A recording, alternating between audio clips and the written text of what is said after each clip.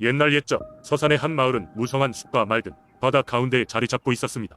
이 마을 사람들은 바닷가에 의존하여 삶을 이어갔으며 주로 어업을 통해 생계를 꾸려나갔습니다. 그들은 먹을 것이 부족할 때마다 바다에 나가 풍요로운 해산물을 잡아와 부족함 없이 살아갈 수 있었습니다.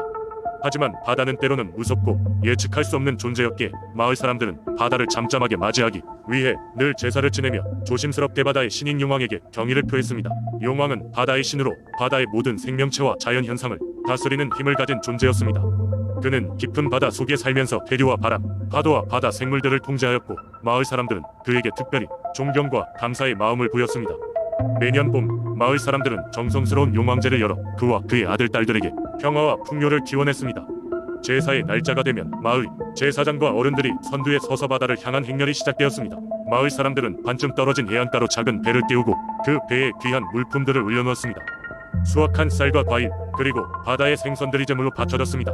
그들 중에는 용왕을 위한 특별한 술 용주이주도 빠지지 않았습니다. 용주이주는 마을에서 몇 년간 숙성시킨 특별한 막걸리로 용왕의 술잔을 채우기 위해 제일 처음 부어졌습니다. 마을의 제사장은 하얀 의복을 입고 차분한 목소리로 제문을 읽었습니다. 위대한 바다의 왕이시여, 당신의 은총과 자비를 우리에게 주소서. 오늘도 끊이지 않는 풍성한 해산물과 평온한 바다를 우리에게 허락하시고 당신의 지혜로운 발걸음으로 우리를 인도하여 주소서. 제문이 끝나면 마을 사람들은 한마음으로 바다를 향해 절을 했습니다. 온 마을이 하나 되어 바닷가에 퍼지는 경건한 기운 속에서 깊은 신앙을 느끼며 용왕의 은혜를 기원했습니다. 그런데 어느 날 예기치 못한 일이 발생했습니다. 이맘때쯤에 항상 순조롭던 바다가 돌연 폭풍으로 요동치기 시작한 것입니다. 거센 바람과 높은 파도가 마을을 덮쳤고 사람들은 두려움에 사로잡혔습니다. 농작물은 쓸려가고 집은 물에 젖어 피해가 커져갔습니다. 이에 마을 사람들은 용왕이 자신들에게 화가 났다고 생각했습니다. 마을 장로들은 급히 회의를 열고 그동안 자신들이 용왕에게 잘못한 것이 무엇인지 곰곰이 생각했습니다. 마침내 그들은 최근에 새로운 어업 기술을 도입하면서 바다의 쓰레기와 오염물이 많이 쌓였다는 것을 깨달았습니다. 그리고 용왕이 그로 인해 화가 난 것이라 판단했습니다. 장로들은 다시 용왕을 위한 제사를 올리기로 결심했습니다. 그들은 바다를 정화하고 쓰레기를 수거하는 작업을 모두 함께 시작했습니다. 마을 사람들은 다시 정성을 담아 제사를 준비했습니다. 그들은 더 많은 노력을 기울여 바다를 깨끗하게 하였고 용왕에게 그것을 보여주기로 하였습니다. 다시 제삿날이 돌아오자 마을 사람들은 최선을 다해 준비한 제물을 들고 바다로 나갔습니다. 그들은 진심으로 다시 한 번 용왕에게 용서를 빌었고 용왕이 그들의 영혼을 들어준 것을 간절히 기원했습니다. 그리고 놀랍게도 폭풍이 잦아들고 바다는 점차 평화를 되찾았습니다. 이후로도 마을 사람들은 바다를 더 소중히 여기며 용왕의 힘을 존중하기 위해 노력하였습니다. 이제 이 마을은 예전처럼 평화롭고 화목한 나날을 되찾았고 마을 사람들은 다시 일상으로 돌아가 바다의 은총을 얻게 되었습니다. 그들은 용왕의 힘과 은혜에 더욱 감사하며 그의 자비로운 통치를 영원히 기억하기로 맹세했습니다. 용왕은 이제 이 마을의 영원한 수호신으로 바다의 모든 위협으로부터 사람들을 지키며 그들이 풍요롭고 평화로운 삶을 살 수 있도록 돌보았습니다. 두 번째 이야기, 옛날 옛적 푸르른 산과 맑은 계곡으로 둘러싸인 예산 마을에는 신비로운 민속 신앙이 전해져 내려오고 있었다. 이 신앙 속에는 사람들의 영혼이 특별한 구슬 안에 담겨 영원히 보존될 수 있다는 이야기가 있었다. 구슬 속 영혼의 전설은 마을 사람들에게 두려움과 경외심을 동시에 안겨주었고 그 이야기는 세월이 흘러도 잊히지 않는 신비로 남아있었다. 마을의 어르신들에 따르면 구슬은 하늘에서 떨어진 별이 파편으로 만들어졌다고 한다. 이 구슬이 만들어진 날 밤 온 마을은 별이 떨어지는 번쩍임과 함께 환하게 빛났으며 그 후부터 이 구슬은 마을의 신성한 유물로서 숭배받았다. 구슬은 특별한 능력을 가지고 있어서 사람들은 가끔 자신의 죽음을 앞두고 구슬 속에 영혼을 담아 후세에 전하고자 하였다. 전설에 의하면 구슬에 영혼을 담기 위해서는 특별한 의식이 필요했다. 먼저 마을의 주술사가 조용한 산속에서 몇 가지 약초와 함께 특별한 향을 피웠다. 그리고 의식을 치를 사람은 신성한 물로 몸을 정화한 후 구슬 앞에 앉아 자신의 소망과 삶의 이야기를 구슬에 속삭였다. 영혼이 구슬 속에 들어가면 구슬은 아름다운 빛을 발하며 환하게 빛났다고 한다. 하지만 구슬 속 영혼의 힘을 이용하려는 자들이 언제나 어둠 속에 존재했다. 이들은 구슬을 차지하여 자신의 욕망을 이루려 하였고 그로 인해 마을에는 여러 번의 위기가 찾아왔다. 그렇지만 마을 사람들은 항상 함께 힘을 합쳐 마을을 지켜내고 구슬을 보호할 수 있었다. 그리고 이 모든 일이 있다 곳에 덧붙이는 이야기도 있었다. 바로 사랑하는 이를 잃은 채 홀로 남겨진 한 청년의 이야기다. 청년은 구슬에 그녀의 영혼을 담아두고 그녀와 다시 만날 날을 기대하며 그 구슬을 지켰다. 그렇게 청년은 날이 갈수록 늙어갔지만 사랑하는 사람의 영혼이 담긴 구슬을 보며 마음의 위안을 얻었다.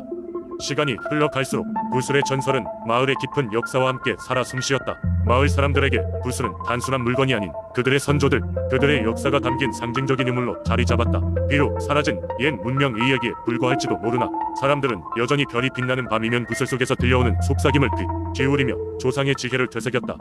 세 번째 이야기, 옛날 경주의 능검은 산의 여신이라는 민속신앙이 전해 내려왔다. 이야기는 신라가 아직 삼국 가운데 막강한 국가로 자리 잡던 시절로 거슬러 올라간다.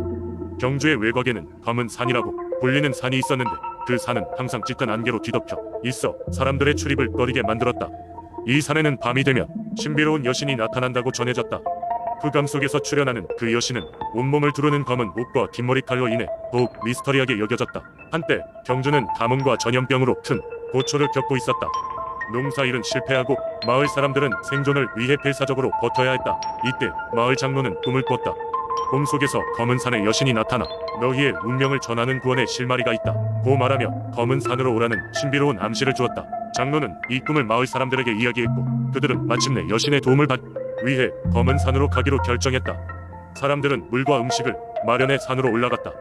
하지만 산을 오를수록 짙은 안개와 길을 막는 나무들로 인해 길을 찾기가 어려웠다.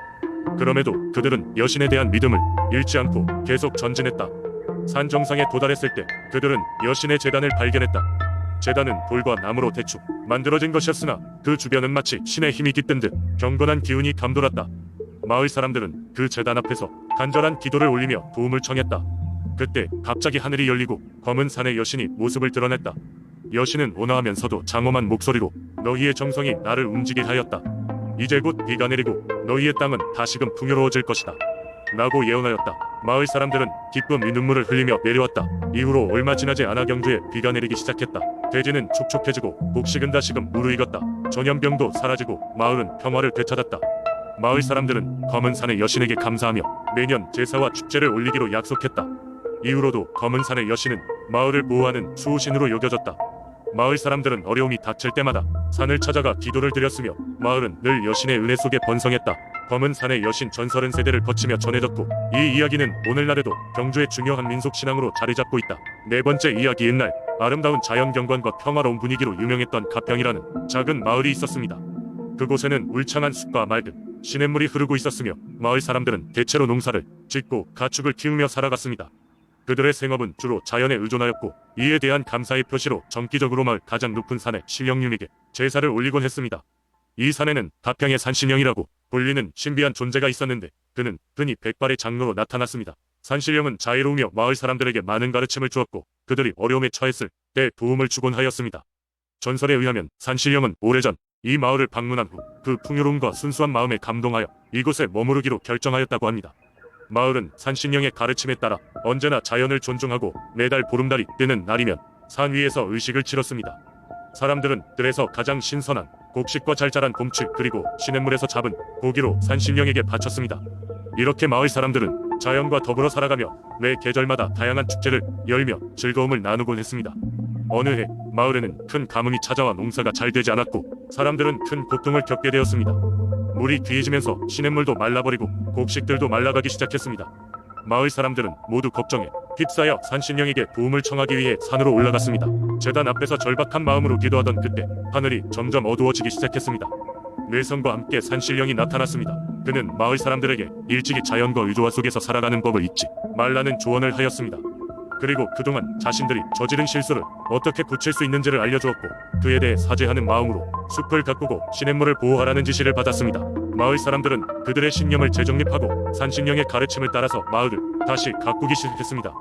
점차 하늘도 다시 맑아지기 시작했고 물길이 회복되면서 마을은 이전의 번영을 되찾게 되었습니다. 이 사건 이후로 마을 사람들은 자연과 의조화를 더욱 중요시 여기게 되었고 산신령을 향한 감사도 보다 더 깊어졌습니다. 가평은 이제 다시금 번성하게 되었고 산신령에 대한 이야기와 가르침은 대대로 전해져 내려오게 되었습니다. 산신령에 대한 믿음은 그들의 문화와 일상 속에 깊이 자리 잡게 되었고 그들이 겪은 시련을 통해 배운 자연과의 조화의 중요성은 시간을 따라 전해 내려오는 교훈으로 남아 많은 이들의 마음속에 살아 있었습니다.